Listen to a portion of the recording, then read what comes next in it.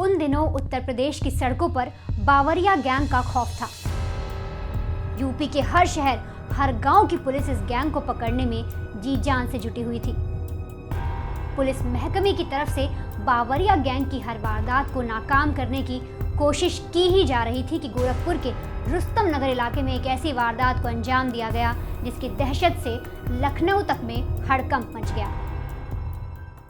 नमस्कार, क्राइम तक देख रहे हैं आप। मैं आपके साथ वर्णिता वाजपेयी।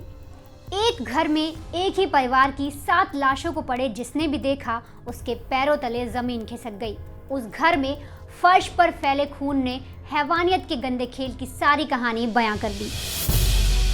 साल 2001, आज से करीब 20 साल पहले गोरखपुर के रुस्तम नगर की शिवाजी नगर कॉलोनी में बैंक कर्मी राकेश राय और उनका परिवार रहता था। वो अपनी पत्नी, बेटे, बहू, बेटी और उनके बच्चों के साथ इसी घर में रहते थे। घर परिवार में सब ठीक चल रहा था, लेकिन 20 नवंबर का दिन इस घर के लिए बेहद मनहूस साबित हुआ। दोपहर का वक्त था। घर की मुखिया और राकेश राय की पत्नी अपनी बहू और बेटी के साथ घर पर थी। तभी कुछ लोग भीख मांगते मांगते इनके घर पर दस्तक देते हैं। राकेश राय की पत्नी भिखारियों को कुछ पैसे देती है और तभी उनमें से एक भिखारी खाना खाने की इच्छा राकेश की पत्नी के सामने जाहिर कर देता है।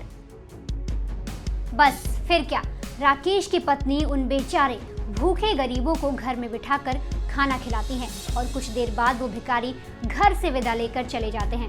रात हो चुकी थी। घर के लोग किसी भी अनहोनी से अनजान सोने की तैयारी में लगे हुए थे कि तभी घर के दरवाजे पर दस्तक हुई। घर का दरवाजा खोला तो कुछ लोग घर के अंदर घुस आए और परिवार से जोर जबरदस्ती करने लगे। उस काली रात में हैवानियत का ऐसा गंदा खेल खेला गया जिसे सुनकर ही कपकपी छूट जाए। घर में घुसे उन दरिंदों ने परिवार के बाकी लोगों को बंदी बनाया और राकेश राय को पटक पटक कर मार डाला। पति की मौत के बाद जब पत्नी ने दरिंदों का चेहरा देखा तो वो हैरान ही रह गई। जिन लोगों को सुबह भूखा समझकर खाना खिलाया था, वही रात में किसी कहर की तरह घर में तांडव मचा रहे थे। हैवान दरिंदों की बेरहमी ऐसी थी कि उन्होंने परिवार के सामने ही बच्चों को दीवार से पटक पटक के मौत के घाट उतार डाला। उस वक्त को सोचिए जब सिर पर मौत खड़ी हो, मालूम हो कि मरना ही है और सामने ही छोटे छोटे बच्चों को बेरहमी से मारा जा रहा हो।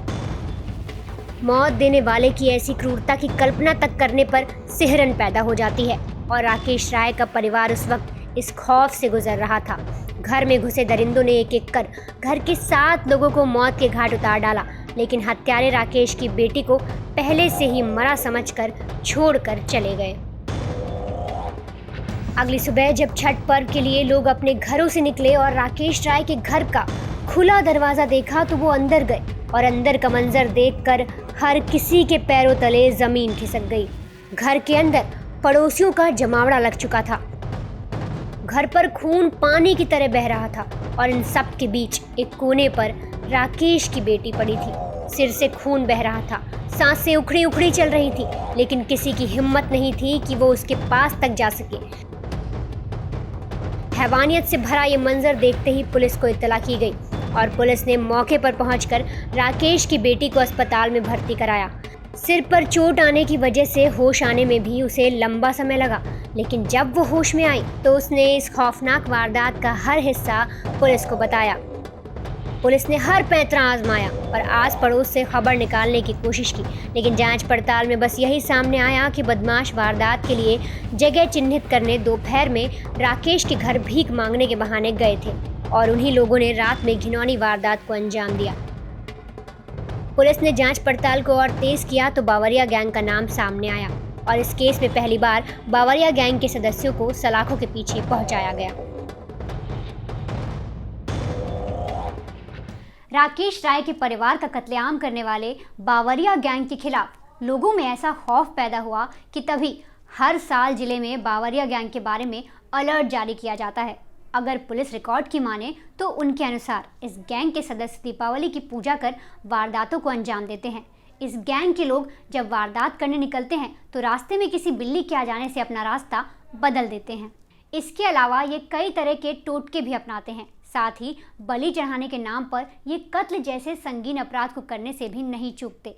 इतना ही नहीं, इस गैंग के लोगों के लिए लूटपाट के दौरान किसी का खून बहाना बेहद ही ज़रूरी होता है।